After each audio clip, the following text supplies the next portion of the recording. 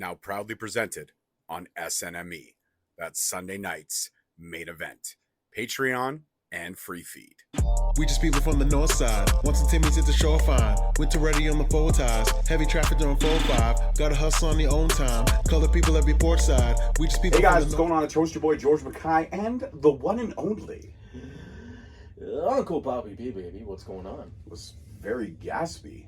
Like, you were like, I thought you were like going to pass out for a second. You ever wake up doing that? Just like gasping for air? Actually, yeah, I have a couple times. Yeah, me too. It sucks. You know what sucks too is, I don't know if I have, Sleep apnea? it's not sleep apnea. So what happens is that, no, it's not low. Can I finish I guess. the situation? I don't know. Ask your wife. Hey-o! I have 2 children, so obviously I can. Yeah, I guess. No, it's I don't know what it is. It's like sometimes it's not asthma, but it's like my vocal cords, they squeeze together, sometimes randomly, and I got tested for it. It's like I just don't know what the name of it is, but they sometimes, I guess I stress them too much. Well, that makes sense now you said that. Why do you gotta turn into that? Vocal cords in the way you're thinking, not linked at all. No, that's not. What's funny is that's not the way I was thinking. When you So said what were you thinking? I was from fucking talking. All the time, yeah. Yeah, that's what I meant. You Yeah. sick fuck. Well, the podcast, fucking commentary, yeah, it does take a toll, for sure. For sure. Anyways, we're here today not to discuss my vocal cords or Rob's sleep apnea or low testosterone. We're here to discuss Fury Road. It was a few days ago, actually 4 days ago now. We're a little bit late on the draw. Again, it was very busy, long weekends here in Canada for the two of us. But we're here now to discuss all things Fury Road. If you don't know where you could watch Fury Road or don't know what happened, well, it's great because it was completely free on YouTube. 2 hours of amazing wrestling. It was a great card, actually. Yeah, it was about like an hour and 45-ish, yeah, give or take. But just under 2 hours, real quick and easy watch, like MLW does, with great production value and great matches. I wouldn't say easy. There were a couple matches that I found a little hard to watch. In terms of the violence? Yeah, that's what I mean.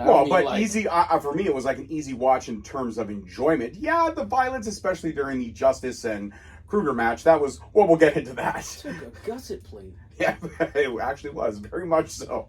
All right, so let's get into the match card, shall we? Let's go. All right, so first match on the card. Well, first we had a recap of Azteca Lucha, everything that happened from their last PLE only 2 weeks before that.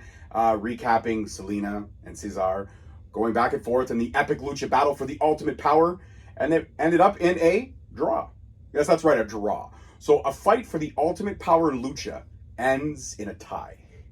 Which, you know, when you're doing a best of, it's a little strange to have an even number of competitions, because then you potentially don't have the winner. Mm-hmm. But I understand it was storyline. That's what we were going for here. So we had 4 matches, 2 apiece. Selena does not get the key, but gets the key. And gets kidnapped for her troubles.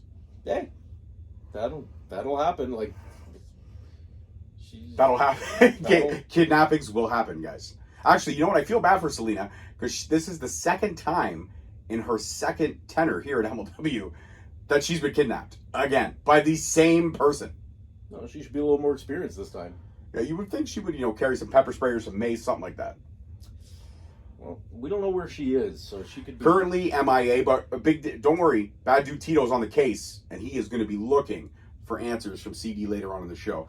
So first match tonight was BRG, that's Brett Ryan Gosselin, in case you don't know, going up against the fire starter, Jake Crist. Oh, this was a good match. Crist looked good, and he beats BRG with a sweet backslide. And the reason why I point out that Crist looked good is he was keeping up with the youngster. I mean, 20 years, the senior of BRG. Jake Crist in his early 40s, BRG in his early 20s. So literally 2 decades, and actually Jake Crist's total experience run between the two of them. But he kept up with the youngster, man, and he looked real good, and he looked solid, and he took a lot of punishment while dishing out a fair amount to BRG. But he hits the backslide, and what does he get for troubles? Attacked by BRG, who throws a little temper tantrum, if you will. And finally, security is there to break it up. Crist is okay, but BRG sent to the back with his hands up like he won, but really he didn't win. He just gets booed more. That guy is a heat magnet. I will say this, BRG, no love in Chicago. They had no love for the BRG. Yeah, he's kind of easy to hate, isn't he? Like with the whole the King of Ken energy. The King of Kenergy, yeah. Yeah, King of Kenergy, excuse me. Yeah. And also those jackets. Those jackets are... He's like if Seth Rollins had blonde hair. Yeah, and he's kind of... He's got that face you just want to slap. Much like Seth Rollins. I don't know. Well... When Rollins does that, like, weird, like, ha ha ha, I do want to slap him. I want to slap something into his tailor, but...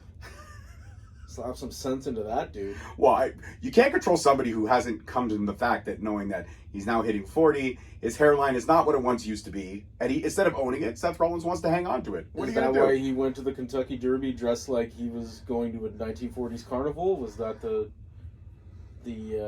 thought process? Wasn't he more dressed like a vaudevillian? Like a... Yeah, whatever he was dressed like. He had the straw hat. He looked right up. Yeah, he looked like, actually, he looked like Dick Van Dyke from Mary Poppins. Step right up. That's all I heard. Shaving a haircut, 2 bits. Let's go. Shaving a hair. VRG taking the L. Great to see Jake Crist just thriving. He's a good story of recovery. So absolutely, nothing but respect out for that guy.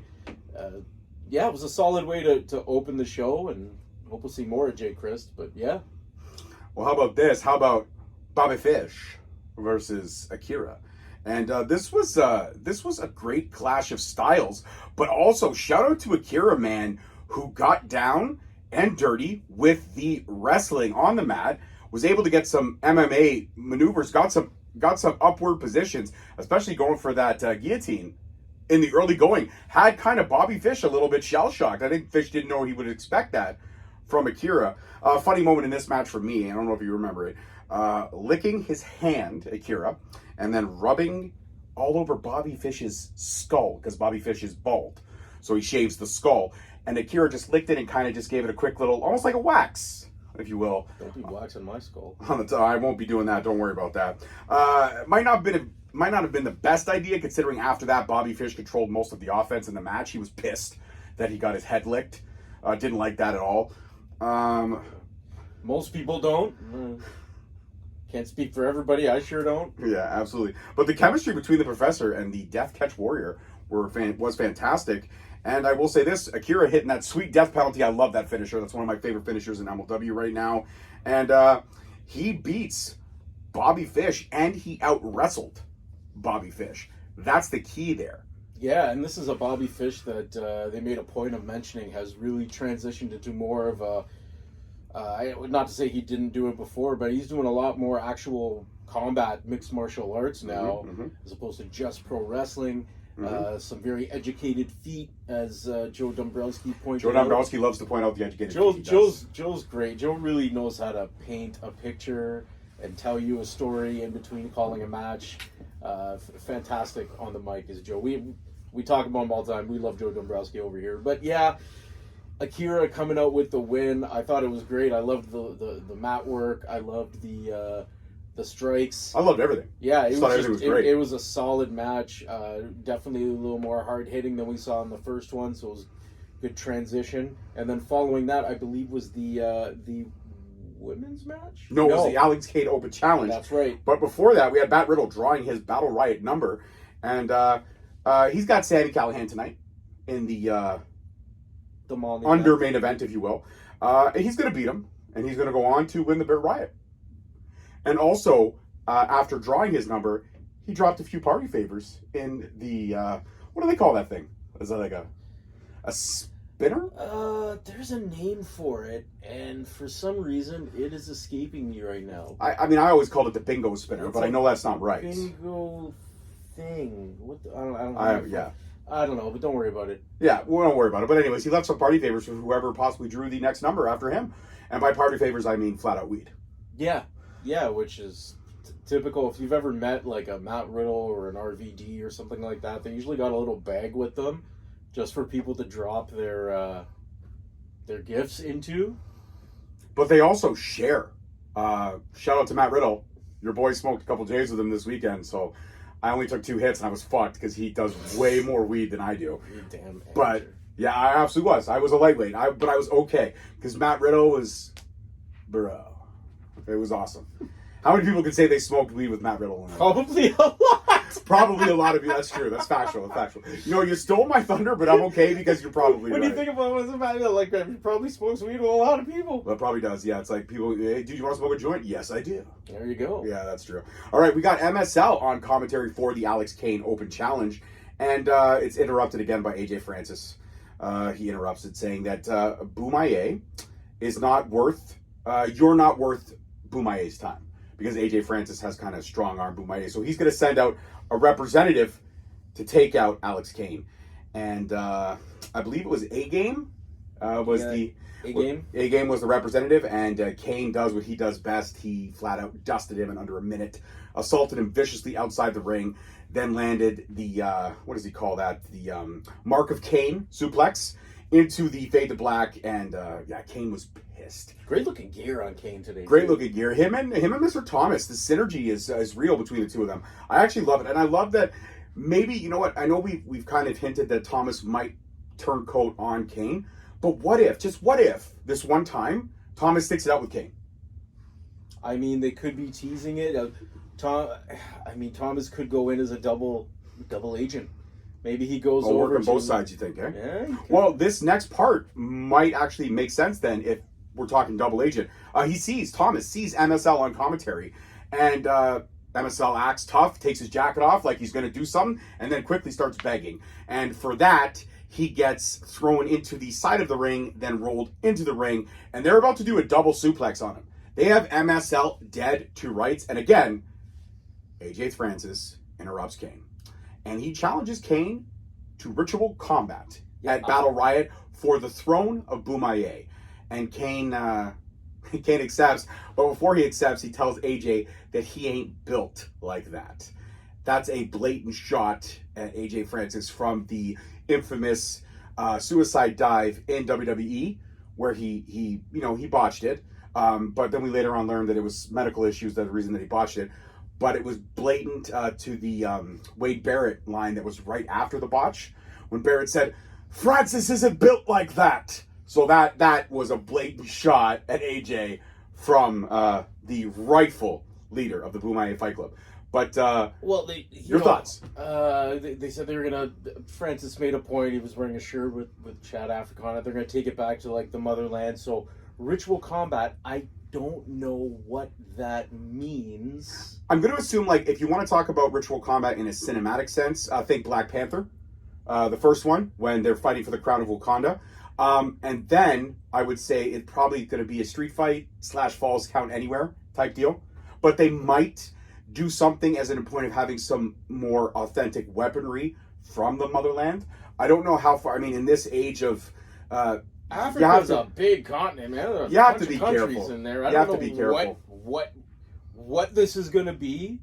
I'm assuming it's going to be a intrigued. Falls Count Anywhere, dude. It'll be something. I don't know what, but I'm intrigued. So we'll have a ritual combat match. Sure. I mean, we already saw a resonant broken glass, on the fist match. So what else could? Well, if you think about what we've seen, I mean, we saw the Bunkhouse Brawl match with the Von Erichs back in the day. I mean, we've seen Anthrax used in an MLW ring. So at this point, and we also saw Krügger get his face melted. Yeah, yeah. So, anything goes at this point. It could be anything.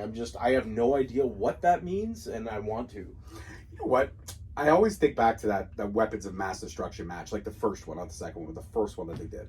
When they melted Krügger's face in the napalm box, I really wish, I know it's cheeseball, but I wish they would have shown the scene. Maybe they couldn't pay for the rights, but showing the scene from Raiders of the Lost Ark, where the Ark's melting everybody's faces, and just have somebody say, "Close your eyes, don't look into the light." Like, I thought it would have been funny. I would just think, I love the smell of napalm in the morning. That too. Smells They could have used that soundbite, because that soundbite is public domain. Is it? It is. I mean, it's been used a lot. Oh, that makes it public domain, though. Yeah, but after a certain amount of years, a lot of things become public domain. Yeah, like 100, like black and white Mickey Mouse. It's public domain now. You're right. Winnie the Pooh. That's why we had that horrible Blood and Honey movie. Oh God, I didn't even. Did you watch that? I watched it just because why? Because I grew up watching Winnie the Pooh, man. I had to see this. It's a movie called Blood and Honey. It's not going to end well. I liked the concept. It just wasn't. I don't know. They should have had them. Side note, since we're on the Winnie the Pooh thing, just want to detour for a quick second. Do you believe in the theory, the fan theory that is out there? It's been out there for a few years that Winnie the Pooh, all these stuffed animals, are based on personality traits like disorders. Like Winnie the Pooh is, or Eeyore is depression. The rabbit is anxiety. Do you believe in that? I don't know if I believe it. It might just be correlation. Why did you automatically make the face like it was going to go somewhere dirty with it? I didn't assume you were going to go. Why is that where your mind keeps going? Well, because like the face, like I'm trying to ask a question. Your face, this is your face. Ask the question. Just ask any question. I made a puzzled face, like I didn't know what you were talking about. Yeah, maybe just wait for the question before you make the puzzled face. You're still feeling the effects of that dude from like Shut 2 the days fuck ago. up. Okay, anyways, continue. It was 4 days ago. We got on Winnie the Pooh in less than like 3 minutes. You brought it up. Whatever. All right. Sure, put it on me. Oh, here we go. Krügger, we got a promo from him on Justice saying he is tired and he's Me too. exhausted and he wants to stop the righteous. As she see a grave awaits, Matt Justice, your grave awaits. So Krügger delivering that pre-match promo. And the match starts, and Justice comes out with a baseball bat wrapped in barbed wire. This was a false count anywhere, by the way, and he is beating down the death squad that accompanied Krügger out to the ring. But how about this? Krügger standing just over 7 feet tall, runs from one end, pulls an AJ Francis the right way, and does a beautiful suicide dive to the middle of the entrance, knocking everybody down standing tall. Krügger impressed the fuck out of me with the agility on this big man is no fucking joke, man. Yeah, he's a big dude, and he's like not like young either. Like that was impressive. I couldn't. Well, I mean, probably could, but I wouldn't land it. I'd land on my fucking face. I wouldn't even make it from one rope to the other. I'd be gassed. I can run the ropes a few times before I get gassed, but I cannot. But this match was entertaining as fuck, and it was also violent. But it was what you'd expect from these two guys. Matt Justice and Krügger are no strangers to this type of match. There was a lot of things that were used in this match. They fought through the crowd. There was multiple chairs. Justice was thrown over a ledge onto a table, and then Krügger just simply pinned him. There was also, I don't know if they were nails or were they like road spikes? What were those things? So that's a gusset plate. So gusset plate. Yeah, 2 of them. Yeah, you use them when you're like, you got a bunch of beams that are coming together at one intersection. You hammer the gusset plate in, and it just kind of locks all those beams together with. So yeah, it's like little spikes in there.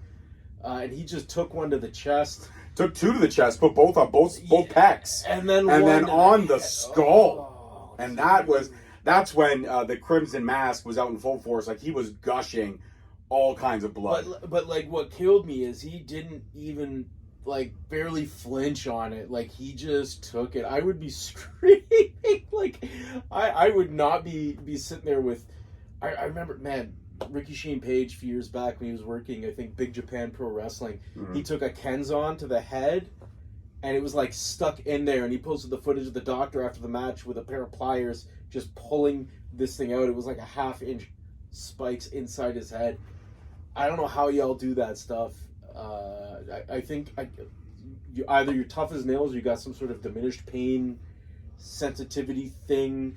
I don't know. I'm counting on you're all tough as nails. But yeah, this was great for where it was in the show and the content of it. It was exactly my degree, like without it being too much for me personally. That was a good degree of violence without it becoming just like all about how much can we make the other guy bleed. They told a bit of a story in there, and Matt Justice didn't come out of this match looking bad. No, Krügger, so at the end, Krügger did pin him after throwing him off the ledge for obvious reasons. And then, not even a second later, Justice jumped to his feet and was whooping the Death Squad's ass after they were trying to get him. Like, trying to get him to do the sacrificial walk-away thing that they always do. They ended up fighting down through the basement and the rafters of this match, all the way to kind of like a corridor where Matt Justice was super kicked by the newest member of Contra, Janai Kai. Wow, did not see this coming.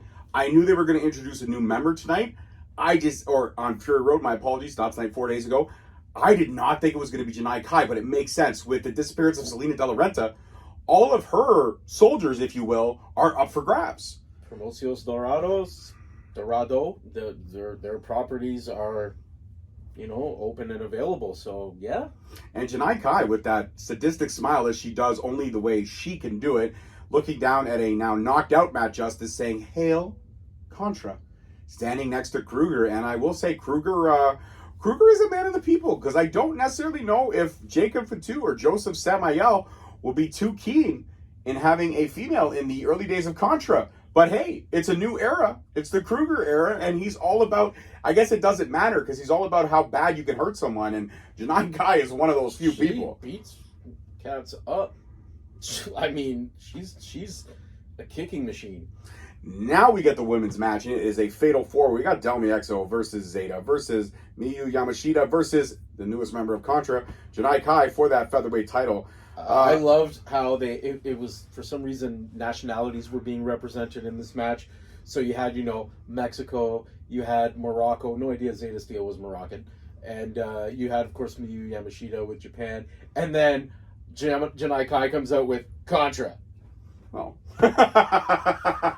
Hey, she's flying the flag of Contra now. But it made sense, and it just made me chuckle, because I was like, that's good, actually, that they did that. I wouldn't even have thought to do that. It was actually, I think it might have been a play just for the simple fact that she could bring out the Contra flag. I'm sure it was. But you're right, it was a nice little simple touch.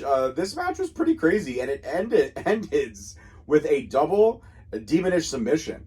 Janai Kai on Zayda and Miyu, and gets them both in the middle of the ring. Delmi not really a factor in this match, especially aligning with Cesar Duran. I thought she'd be a little bit more of a factor, but not a factor. And Janai Kai is now officially the longest reigning featherweight champion.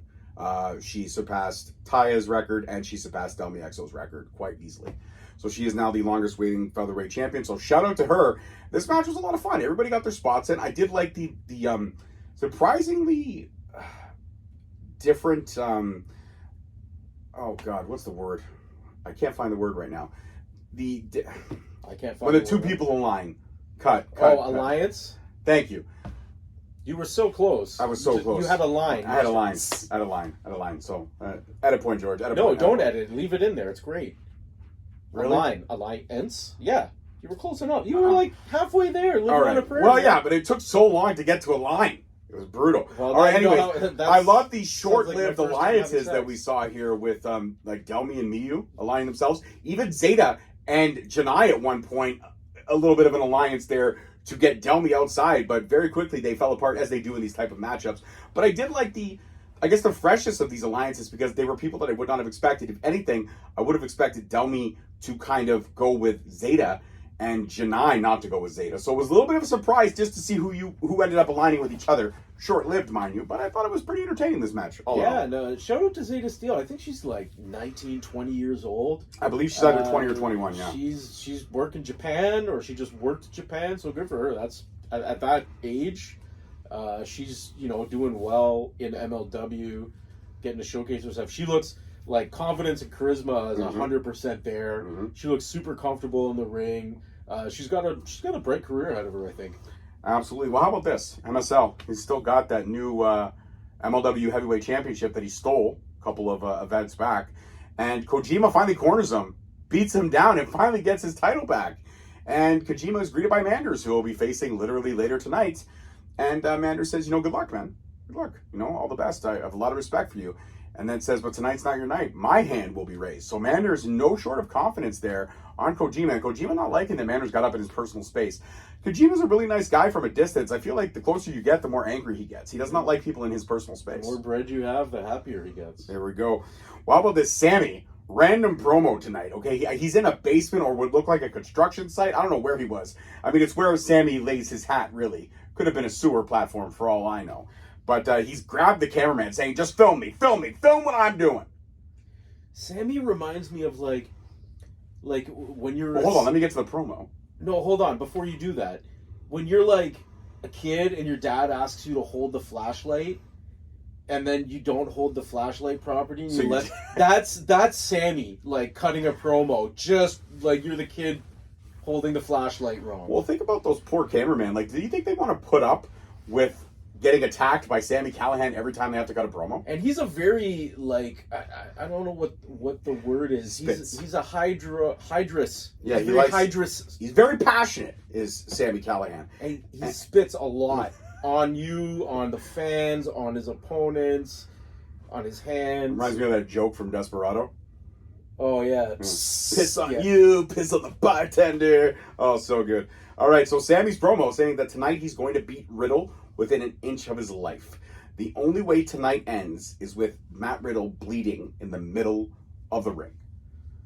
Big words from Sami Callihan. And now it's Riddle versus Sami. This match started exactly the way you thought it would. Riddle greeting fans, taking times. Sami already in the middle of the ring, not having it. Steps outside and we got a brawl all around the ring. Riddle taking shots at Sami. Sami taking shots at Riddle. Finally, we get in the ring and Sami does what Sami does best. Pulls out a autographed picture of himself yeah. to slice the webbing of Matt Riddle's hands and his feet. And I gotta tell you, Matt Riddle sold the feet like crazy. And I bet you any money, if the paper cuts did actually happen, the feet would probably hurt more than the Sold hands. it like Marv selling those Christmas ornaments in Home Alone, dude. Like just amazing. And oh shit, I'm making that joke. I lost my train. Oh, did you not find it a trifle odd the length of time that Riddle's music was going on while they were brawling? I was almost like I'm kind of vibing with the fight and the and they were just fighting. Maybe they were having like a dance battle. But the music kept going. I know it was like a good 30 seconds. It just kept going while they were brawling. I'm I like, bet you I'm any kinda money. into this. I bet you any money. Riddle, right before he walked through Gorilla, probably had a joint, passed it off to the music guy, and he was just caught up in the smoke. I mean, like somebody should have that. You just have like Questlove at your wrestling event, just drumming beats while the match is going on. I was love down it. with that. Actually, Questlove would be fire. I'm not gonna lie, that would be fire. I haven't seen the Roots live ever, and I missed out on that because now they're not really performing. They're No. Jimmy Fallon's backup band Yeah, for the night show or whatever. It sucks, but because the Roots were fire back in the day, they absolutely were. They were amazing. indeed. And so after all the webbing is ripped open, the match finally starts.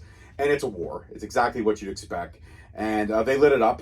And it was a fight that actually ended in a double countout, which is the only way this match could end. So now these two men are going to, go straight into Battle Riot, heated. And this will be one of the major stories in Battle Riot. Yeah. As soon as Sami sees Riddle or Riddle sees Sami, who's ever in the ring first and whoever comes out after that, this will be the major storyline. Like last year at Battle Riot, it was all about Alex Kane and how long can he hang in? Can he break the record? Can he go all the way? This will be how long before Sami and Riddle get their hands on one another will be a major storyline in this year's Battle Riot. Well, what did you think of this? What did you think of this? What did you think of the finish? What did you think of the double countout? Did you think that was the best way to do it? I liked it. What did you think? I liked it. I thought it was a safe way. Both of these guys are bigger names in the business. I thought it was a nice way to end it without either of them like looking bad, right? Double countout makes everybody look They tough. finished strong, and then clearly with the double countout, there was no winner, so that's not going to end anytime soon. So we're going to extend this program that we're running with them. I liked it. The finish. I forget what's called the somersault broton or river corkscrew broton, something broton. Instead of a swanton, it was a broton. Yeah. But man, like. And instead of the Matt Riddle also does, and I learned this from calling a Matt Riddle match just this past weekend at Destiny Wrestling. He does a tombstone, but he calls it the Brostone. Yeah, the Brostone. Oh, that one I knew. Okay, well, I'll just fuck right off then. Yeah, I will. No, me. No, yeah, you can fuck right off. Shut the fuck up. I'm not going to tell you whether to fuck off or not. Like you called that yourself. You do what you got to do. You're calling George. your own match over. You're calling your own match. All right, well, how about this? I'm going to recap Bad Dude Tito winning that openweight title. Tito is looking for CD in the back, and he actually runs into one of the henchmen, which he tries to greet with a handshake. Then he greets with a slap to the face. A blatant slap to the face. And he goes into CD's office, and CD is ready. He's got this little sword drawn, and he is going to shed some blood. He's telling Tito, get out of his office. He has no idea what he's into. Tito's saying, where the fuck is Selena? CD saying, don't worry about it. Leave before I gut you. I'm going to gut you a lot. He said, I gut you a lot, man. The guy's going to make you bleed. So Tito finally leaves, but he tells CD, keep your fucking head on a swivel. And at that point, CD just says again, get out or I cut you. So Tito leaves, and CD looking a little bit worried, but not so much worried because, like I said, he had that sword drawn, ready to go. And by the way, knowing that Bad Dude Tito was in the building, just a suggestion, maybe more than one henchman to guard the door.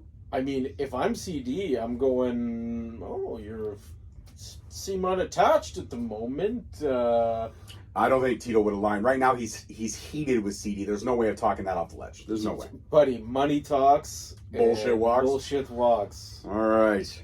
Well, big news at Battle Riot. We know a lot of the contenders that are in. We already know pretty much about half of the Riot entrants is pretty much everyone in MLW. There'll be some surprises as always. There will be, and this is one of them, that Contra will unveil the 4th newest member of this new Contra 2.0. We got, what's his name, came back during War Chamber. Oh my gosh. The Death, or Pit Fighter. Pit Fighter. Akira Kwan? Akira Kwan. Thank you. And now Janai Kai has joined the ranks, and now we will be getting the 4th member of Contra, or Contra 2.0, should we say. They will be unveiled at Battle Riot. We're not sure if it's going to be in the Battle Riot, or if it'll be in the tapings, but there will be a new member. Where's Battle Riot being held again? It's being held in Hotlanta. Hotlanta, which is home turf for Alex Kane. I believe that Kane, if I could say this right now, I mean, I don't want to give predictions, but I guess I am giving a prediction. My final 4 for this year's Battle Riot, I'm going to put Kane, I'm going to put AKIRA, I'm going to put Matt Riddle, and I'm going to put Sami Callihan. That's my final 4. I don't know who's going to win, but it's going to be one of those 4. That's a pretty safe. I think that's my final 4. Yeah, that would be reasonable. What do you got? You got a final 4? Are you going along the same lengths? No, I think you pretty much called a good one there. That seems the most likely, given the circumstances, unless they really want to shock you and have somebody, in the final 4 that you wouldn't expect to be there because, MLW likes to swerve you. They absolutely do. Wouldn't it be amazing if they brought back Mance Warner, but as Contra Mance Warner? Like, Contra Mance Warner would be sweet. I mean, what if we had masked Good Brother 3? Yeah. But as no, because Masked Good Brother 3 is not still as a good Contra, guy. just as Masked Good Brother 3. No, Mance Warner won't come back right now. He's doing all the heel stuff right now. Yeah. It kind of fucks with his gimmick if he's Masked Good Brother 3. I mean, it's Atlanta. I'm trying to think who... Because, if it's in Philly or something, like I'm expecting Blue Meanie to pop up or... Any of the ECW OGs for sure. Yeah, but like... And I would say maybe we get a surprise with Alex Kane's mentor, AR Fox. I mean, I know he signed to AEW, but they have lent out talent to MLW before, so... It'll be, I like that there's always something that's... Battle Riot is the best show of the year because it's something to look forward to. Yeah, but I also like that when MLW teases something... It's like they'll deliver. tease it and then like come back at this event to find out. Not I'm gonna tease it for 2 days on social media and my show and then like reveal it, or I'm gonna tease it at the beginning of the show and reveal it at the end. Like that's just shitty marketing of your product. Like give them a reason to cut. There's a reason our shows used to always end on a cliffhanger to bring you back for the next one. MLW does a good job with that. I'm going to tune in because I want to know who's that new Contra member, right? Absolutely. And you guys everyone here can enjoy Battle Riot for the simple price of $7.99 on Thriller TV. $7.99. You can't beat that. You cannot beat that. And even though they changed the name, they did not change the value in the prices. $7.99. It's cheaper than George charges for a picture of his feet on Feet Finder. You found that account, eh? Shit. I was trying to keep it low-key. You thought I was going to get all angry and shit, huh? I went with it, fucker. I know how to do that. All right, next is our main event. Kojima versus Manders for the MLW Heavyweight Championship. This was a great match. And I say great match because it was a great match for Manders. Manders is such a great talent. It was nice to see him thrive in the main event spot on his own, not tied with SGC. I love him with SGC. I love the tag team work that he does. But he really showed me what he could do. And that's what this was. Manders versus Kojima was a fucking hoss fight. It was a hoss fight.